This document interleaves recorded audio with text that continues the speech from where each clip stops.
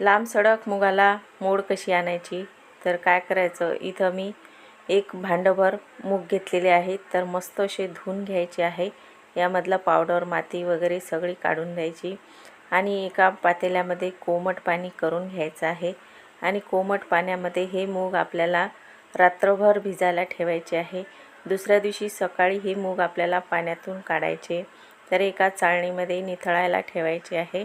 माझ्या चॅनलवर तुम्ही नवीन असाल तर लाईक, शेअर आणि सबस्क्राईब करा. हे अगदी मस्त कोरडे झालेले आहेत.